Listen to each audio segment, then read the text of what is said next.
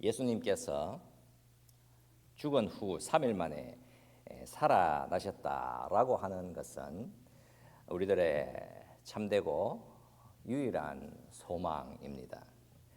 부활주일이라고 하는 절기는 우리가 예수 그리스도의 부활을 기뻐하고 감사하는 그런 절기이지만 한번 기념하면서 의미를 그렇게 되새기고 지나가는 그런 행사는 아니겠지요. 한 관광객이 성지 순례를 하면서 예루살렘을 가이드하는 사람에게 물었습니다. 바로 여기 이 자리가 예수님이 누이셨던 진짜 무덤인가요? 아까 보았던 정원 무덤도 진짜라고 하던데요. 이 가이드를 안내하는 사람이 다소 당황해하면서 그런 대답을 했습니다. 우리가 제공해주는 서비스 정신은 대단히 훌륭한 것입니다. 역사적인 사실을 중요하게 생각하는 분들을 위해서는 예루살렘에 전통형 무덤이 있고요. 그러나 분위기를 상당히 중요하게 생각하는 사람들을 위해서는 감성형 무덤이 저기에 있습니다. 그러니까 취향대로 선택해서 보면 되겠습니다. 여러분 어떤 것 같습니까? 오늘날의 수많은 사람들이 예수님이 누이셨던 그 무덤에 가보고 싶어 합니다. 실제로 여기가 예수님의 무덤이라고 주장하는 유력한 곳이 두 곳이 있습니다. 한 곳은 성묘교회로 4세기 컨스탄틴 황제의 어머니 헬레나 여왕이 지목한 곳으로서 다수의 종파가 인정하지만 지금은 아주 화려한 그런 건물로 남아 있습니다. 또 다른 한 곳은 정원 무덤이라고 하는 곳으로서 19세기에 영국의 고든 장군이 발견했다고 합니다. 예루살렘 성벽 바깥 북쪽에 놓여져 있고 성경의 묘사와 상당히 흡사한, 그래서 많은 개신교 신자들이 찾는 곳이기도 합니다. 우리가 다시 질문을 한번 해보면 어떻겠습니까? 예수님이 죽으신 이후에 아리마대 사람 요셉이 빌라도에게 가서 예수님의 시체를 달라고 했고, 이에 허락을 받아서는 그 시체를 가져갔고, 본문 41절 말씀에서 전하는 바대로 동산 안에 아직 사람을 장사한 일이 없는 새 무덤이 있는지라 예수를 거기에 두니라, 이렇게 말씀을 하고 있습니다. 그렇다면 그 무덤은 지금은 어디에 있는 것이겠습니까? 예루살렘의 관광청에서는 성지 순례를 하기 위해서 오는 관광객들을 위해서는 두 곳을 보존하여 두고 있습니다. 두 곳이라는 것이 의미하는 바, 예수님이 두 곳에 다 무덤에 누이셨다라고 하는 의미는 아닐 것입니다. 주님은 아리마대 사람이 준비한 그 새 무덤에 누이셨기에 무덤은 반드시 한 곳이어야만 하는 것입니다. 그렇다면 예수님의 무덤의 위치를 대략 두 곳이라고 선언하여 두었기에 수많은 관광객들, 특히 신심이 가득한 사람들이 그 무덤을 보겠다고 두 곳 모두를 보러 가는 것입니다. 사실 예루살렘 관광국에서 이렇게 하는 이유는 엄밀하게 말하자면 돈벌이를 위해서 그렇게 하는 것입니다. 예루살렘 관광청은 사실 예수님이 누이셨던 무덤이 어디에 있는지 모릅니다. 그냥 추측하여서 여기 어딘가에 보존되어 있다라고 할 뿐인 것이지요. 더 정확하게 표현하는 것이 맞습니다. 예수님이 죽은 후에 누이셨던 무덤은 아무도 모릅니다. 죽음에서 당당히 걸어 나오신 그 무덤은 아무도 알 수 없습니다. 인류 역사 속에 중요한 종교 지도자들은 다 무덤을 가지고 있습니다. 모든 종교들은 종교 창시자들과 그들의 위대한 지도자들이 묻혔던 장소를 아주 신성시하고 있으며, 각 종교 신봉자들은 자신들의 종교 창시자들의 그 무덤을 그리도 가보고 싶어 합니다. 그들이 숭배한 종교 지도자들이 살았던 곳, 그들이 기적을 베풀었던 곳, 심지어 그들이 죽어서 묻혔던 곳, 그런 신성한 장소를 경험하고 싶어 합니다. 가령 이슬람 사람들은 마호메트가 출생한 메카로 갑니다. 그리고 이들은 동시에 마호메트가 사망한 메디나로 갑니다. 이슬람교의 마호메트는 사우디의 메디나, 예언자의 사원에 무덤이 있습니다. 불교의 스카모니는 인도의 쿠시나가르에서 화장이 되었고 그의 유골은 8개의 나라로 분배가 되어서 사리탑에 안치되어 있습니다. 이곳은 다 스카모니의 무덤의 역할을 하고 있는 곳입니다. 유교의 공자는 중국 산둥성 곡부에 있는 공림에 안장되었습니다. 유대교의 아브라함은 헤브론의 족장들의 무덤에 안장되었습니다. 세상의 종교 지도자들과 창시자들은 다 죽음에 이르렀고 그 죽음을 증명해 주는 무덤이 있습니다. 그러나 유일하게 예수님의 무덤은 없습니다. 아무도 모릅니다. 그게 어디에 있는지. 사실 예수님의 무덤이 정말 의미가 없는 이유는 과연 무엇 때문이겠습니까? 무덤이 늘 있는 그 이유는 그 무덤이 절망과 한계를 보여주고 있기 때문입니다. 슬픔과 상실, 잊혀짐과 종말을 의미하는 것이 무덤인 것입니다. 그러나 오직 기독교에 있어서 무덤은 전혀 새로운 의미를 전해주고 있습니다. 어떤 사람이 나이가 많은 어머니를 만났습니다. 앉아서 그 어머니에게 물었습니다. 어머니, 좀 이상한 점이 있어요. 왜 기독교인들은 예수님의 빈 무덤을 별로 신경도 안 쓰고 중요하게 여기지도 않는 것일 같을까요? 왜 그 무덤을 찾아다니지 않을까요? 그리고 왜 그게 어디에 있는지 잘 모르는 것일까요? 나이 많은 어머니에게 이런 질문을 했습니다. 그런데 그 어머니가 이 질문에 대해서 상당히 의미심장한 말을 전했는데 그 말은 이 기독교의 빈 무덤의 의미가 무엇인지를 아주 정확하게 전해주는 것이었습니다. 그 어머니가 이런 말을 했지요. 너는 너의 아기의 물건들을 서랍에 넣어두지 않느냐? 너에게 그 아기가 여전히 살아있으면 아기의 물건들은 특별한 의미가 없는 것이다. 혹여 네가 너의 아기를 잃어버린다거나 그 아기가 장성하여서 자라서 멀리로 떠나게 된다면 너는 서랍에서 너의 아기의 물건들을 끄집어내어서 그것들을 보면서 울지 않겠니? 너에게 여전히 아기가 곁에 있다면 아기의 물건들은 별 의미가 없다. 그러나 네가 아기 물건들을 가지고 있지만 아기가 없다면 그 물건들은 정말 많은 것을 의미하겠지. 그 물건들이 무언가를 기억나게 도와줄 테니까 그 아기와 관련된 추억을 되살려 줄 수 있을 테니까 라고 했습니다. 그 사람이 어머니의 말을 통해서 정말 중요한 깨달음을 가지게 되었습니다. 왜 수많은 사람들이 무덤을 찾아가는 것이겠습니까? 무덤에 가는 이유는 그 무덤에 들어간 사람이 자신 곁에 없기 때문입니다. 무덤으로 가는 이유는 그 무덤에 누인 사람과 무언가 추억이라든가 교감을 원하기 때문입니다.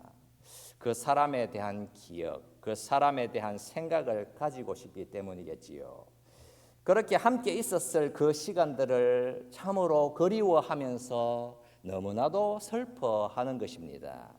여러분들에게 친구가 함께 있다라고 한다면 친구의 방은 별 의미가 없습니다. 그러나 나의 소중한 친구가 더 이상 내 곁에 없다라고 한다면 친구의 방이라든가 친구의 물건들은 정말 큰 의미가 있는 것이겠지요. 초대교회 기독교인들은 예수님과 늘 함께 했고 예수님을 늘 모시고 살았습니다. 예수님이 부활하신 후에 하늘에 올리우셨어도 그들은 항상 예수님의 임재를 느끼고 경험하면서 살았습니다. 예수님이 눈에 안 보여도 참된 현실은 예수시구나, 항상 내 곁에 가까이에 계시구나 깨닫고 누리면서 그렇게 살았던 것입니다. 자신들의 삶에 자신들의 생각과 행동 속에 늘 주님을 느끼고 경험을 했습니다. 예수님은 죽음에서 부활하셔서 하나님의 보좌 우편에 앉아 계시고 항상 그들 곁에 그들과 함께 하심을 알고 믿었기 때문에 바로 그 이유로 예수님의 무덤이라고 하는 것은 그들에게 아무것도 아니었던 것입니다. 무덤이 어디에 있는가? 찾을 필요조차 전혀 없었습니다. 오늘 이 본문의 말씀을 보게 되면 두 사람이 예수님의 시체를 가지고 와서 장례를 치르게 됩니다. 아리마대 사람 요셉과 니고데모입니다. 이들은 유대 사회에서 최고의 엘리트 계층이었습니다. 이 두 사람은 유대의 최고 의결기관인 산헤드린 의회의 회원이었습니다. 유대인의 최대 명절인 유월절 오후 3시경에 예수님은 십자가에서 죽음을 맞이했습니다. 아리마대 사람 요셉은 로마의 총독 빌라도를 찾아가서는 예수님의 시신을 내어달라고 요청했습니다. 빌라도는 예수가 벌써 죽었는지 확인하기 위해서 백부장을 불러서 확인 절차를 거친 뒤에 죽었음을 확인하고 시체를 가져가도록 허락해 주었습니다. 유대인의 안식일은 해가 지기 전인 오후 6시에 시작이 되고 유대 사회는 도시 전체에 전원 스위치를 끄는 것 같은 변화에 들어가기 때문에 아리마대 사람 요셉은 서둘러야만 했습니다. 요셉은 골고다 언덕으로 가야만 했고 십자가에서 시신을 서둘러 회수해야 했습니다. 이때에 바리새인 니고데모가 몰약과 함께 침향 섞은 것을 100근 대략 33kg을 들고 합류했습니다. 이들은 요셉의 새 무덤으로 이동해서 향품을 바르고 세마포로 시신을 싸고 무덤에 안치시켰습니다. 이 두 유대인은 율법 토라를 따르면 정말 심각한 부정한 일을 저지르게 되었습니다. 이들은 유월절 기간에 시신을 접촉했기 때문에 가장 큰 부정을 저지른 자들이 되었습니다. 물론 이 법적인 위반은 유월절 제사에 참여할 수 없도록 만들었으며 성전에 들어갈 수도 없었고 무엇보다도 종교 지도자로서의 치명적인 결격 사유를 제공하게 되었습니다. 우리는 2026년 부활주의를 맞이하여서 여러분 두 가지만 구체적인 적용을 할 필요가 있겠다 생각이 듭니다. 무엇보다도 율법의 정죄라고 하는 것에서 저와 여러분들은 온전히 풀려나야 합니다. 예수님을 장례 치른 두 사람을 향한 정죄라고 하는 것은 정말 명확한 것이었습니다. 그러나 이들은 예수님의 숨은 제자로 살아남겠다라고 선택한 것이 아니라 예수님의 제자가 되겠다라는 선택을 했습니다. 이들의 담대함은 예수님의 십자가 제사가 무엇을 의미하는지를 보게 되었기 때문에 나오게 된 것이었습니다. 예수님의 십자가 죽음은 바로 자신들의 죄를 대속하시고 용서하시기 위한 하나님의 공의의 심판이며 하나님 사랑의 선물임을 깨닫게 되었던 것입니다. 예수님이 십자가에서 죽기 대략 1500년 전에 애굽에서는 출애굽이라고 하는 사건이 일어났었습니다. 그때에 하나님은 10번째 재앙으로 애굽의 모든 장자들을 다 죽음의 자리로 데려가시게 되었습니다. 그러나 살 수 있는 길이 오직 하나가 있었었는데 어린 양을 죽여서 그 피를 문의 임방과 좌우 설주에 바르는 것이었습니다. 유월절 그날 밤에 죽이는 자, 멸하는 천사가 애굽에 임하여 모든 장자들을 치러 다니실 때에 오직 어린 양의 피가 있는 곳은 그냥 넘어갔습니다. 예수님의 십자가 대속의 죽음은 구약의 유월절이라고 하는 그림자를 통해서 실체로 임한 사건이었습니다. 멸하는 자가 애굽의 장자들을 치시고 있을 그날 밤은 이 유대인들에게는 아주 특별한 밤이었으며 두려움이 압도해 들어오는 밤이었습니다. 이스라엘 백성들의 출애굽이 일어나기 전날 밤, 그러니까 유월절 그날 밤에 죽음의 천사가 들어가서 애굽을 초토화시킬 때의 시간대에 예수님은 이미 죽음에 죽어서 무덤에 누워 계셨을 때입니다.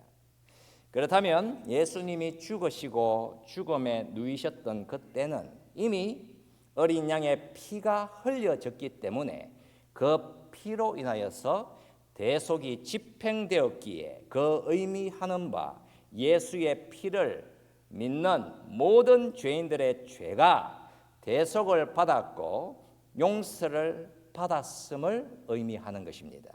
율법과 하나님의 계명이 죄인들을 향해서 겨냥에 들어올 때에 모든 사람들은 그 정죄에서 벗어날 수 없었습니다. 하지만 오직 예수님의 십자가 그 보혈의 능력을 믿고 의지할 때에 율법적인 그 정죄는 그 힘과 그 강력한 효력을 절대적으로 상실합니다.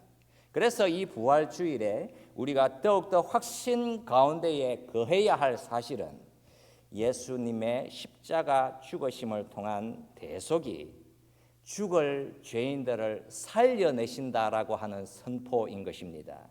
그 십자가의 피를 의지하는 믿음이 하나님과 화목을 완성해 내게 된다라고 하는 선포가 임한 것입니다. 우리가 이 땅에 거하며 믿음의 길을 걸어갈 때에도 여러분 여전히 죄의 영향력은 큰 것입니다. 죄를 안 짓고 살아갈 인생이 없는 것입니다. 그렇다면 율법을 통하여 정죄가 임하고 유죄의식에서 헤어나올 수 없을 때에 여러분 이때에도 그 모든 것에서 참된 자유와 평강을 줄 수 있는 유일한 길은 예수, 바로 그 어린 양의 십자가 대속을 전적으로 의지하는 믿음이어야만 하는 것입니다. 우리가 또 한 가지만 적용하기를 원합니다. 여러분 본문 41절 말씀에서 아주 큰 단어가 보입니다. 그게 여러분 무엇입니까? 큰 단어. 여러분 그 단어는 바로 새 무덤입니다. 아직 사람을 장사한 일이 없는 새 무덤이 있는지라. 여러분 무덤인데 새로운 무덤이라고 합니다. 새 무덤이라고 하면 여러분 그 의미하는 바는 분명한 것이지요. 아무도 누운 적이 없었던 곳이라는 의미인 것입니다. 유대인의 무덤이라는 관점에서 보면 새 무덤이라고 하는 것은 이전에 그 어떤 시신이 놓인 적이 없어서 물리적으로 종교적으로 완전히 깨끗한 상태라는 의미인 것입니다. 그리고 아리마대 사람 요셉이 가지고 있었던 그 새 무덤이란 바위를 깎아서 만들었기 때문에 엄청난 비용과 시간이 드는 일이었기에 최고급 사치품을 의미하는 것입니다. 아마도 아리마대 사람 요셉의 친구들은 요셉에게 그랬겠지요. 요셉 당신 지금 제정신인가? 그 비싸고 귀한 새 무덤을 왜 남에게 주는가? 요셉이 과연 그러면 어떻게 반응을 했겠습니까? 자신의 죄를 용서하기 위한 예수님의 대속의 죽음임을 깨달았기에 그 무덤이 하나도 안 아까웠겠지요. 아까웠을 리가 없습니다. 요셉이 예수님의 부활을 기대했는지는 모르지만 예수님은 자신이 준비한 그 새 무덤에 어떻습니까? 그냥 3일간만 딱 3일간만 누워 계셨고 심지어는 부활하셨기 때문에 그 무덤은 초단기 이 렌트 정도에 불과할 뿐이었습니다. 딱 한 3일 정도 머무시다가는 그냥 뭐 서둘러 체크아웃 하시고 나가신 것과 같았지요. 여러분, 우리가 이 앞에 보이는 대로 성찬에 우리가 잠시 후에 참여하실 텐데, 그 성찬에 참여를 하면서 요셉이 준비했던 그 새 무덤이라고 하는 것을 생각해 보아야 합니다. 새 무덤이라고 하는 것이 과연 무엇일까? 여러분, 새 무덤은 사실은 우리에게 아무런 희망이 되지 않습니다. 새 무덤이라고 해서 여러분, 그것은 평강의 장소가 아닙니다. 아무도 사용하지 않은 새로운 무덤이라고 해서 여러분, 그곳은 쉴 수 있는 공간이 될 수 없습니다. 그곳은 그냥 무덤일 뿐입니다. 차갑겠지요. 여러분, 무덤이란 죽은 자가 안치되는 곳입니다. 시체 안치 직후에 체온은 급격히 떨어지게 되고 근육은 곧바로 굳어버리게 됩니다. 잠시 후에 장기는 다 녹아내리게 되고 복부가 팽창하여서 배가 부풀어 오르게 됩니다. 이제 이때부터는 부패는 지극히 빠르게 가속화되어서 피부는 검은색으로 변하게 되어 있으며 조직은 분해되고 연조직은 모두 다 사라지고 뼈만 남게 됩니다. 이런 부패의 과정이 진행되어 가는 곳이 무덤일 뿐입니다. 예수께서 말씀을 하셨지요. 나는 부활이요 생명이니 나를 믿는 자는 죽어도 살겠고 무릇 살아서 나를 믿는 자는 영원히 죽지 아니하리니 이것을 네가 믿느냐? 여러분, 이 전능하신 하나님께서 약속해 주신 말씀이었습니다. 사도 바울이 말씀을 하지요. 만일 그리스도 안에서 우리가 바라는 것이 다만 이 세상의 삶뿐이라면 모든 사람 가운데에 우리가 더욱 불쌍한 자이리라. 그러나 이제 그리스도께서 죽은 자 가운데서 다시 살아나사 잠자는 자들의 첫 열매가 되셨도다. 여러분, 사도 바울은 예수를 믿는 자들을 가리켜서 죽은 자들이라고 표현하고 있는 것이 아니라 잠자는 자들이라고 말씀하고 있습니다. 여러분, 왜 그렇겠습니까? 죽음이라고 하는 것을 잠잔다라고 표현을 한 이유는 다시 깨어나게 될 것을 전제로 하기 때문인 것입니다. 잠에 든 사람이 잠시 후에 일어나는 것은 너무나도 당연한 것처럼 예수 그리스도 안에서 죽은 자들은 마치 잠자다가 깨어나는 것처럼 부활을 반드시 맞이하게 될 것이다라는 하나님 아들의 약속의 말씀인 것입니다. 그렇다면 하나님의 이 확실한 약속을 믿는 저와 여러분들은 어떻습니까? 무덤이라고 하는 것에 정말 쓸데없음을 선포를 하고 두려움과 절망에서 온전히 다 벗어나서 오직 예수님이 가져오신 그 부활이 가져오신 그 놀라운 현실이 어떤 현실인지를 우리가 이 땅에서 찬송하고 감사하면서 반드시 저와 여러분들이 함께 마주하게 될 그 하나님의 나라를 소망하면서 우리가 이 땅에서 하루하루를 담대함과 평강을 누리시는 주의 존귀한 성도들 다 되실 수 있기를 주님의 이름으로 축원드리겠습니다. 아멘.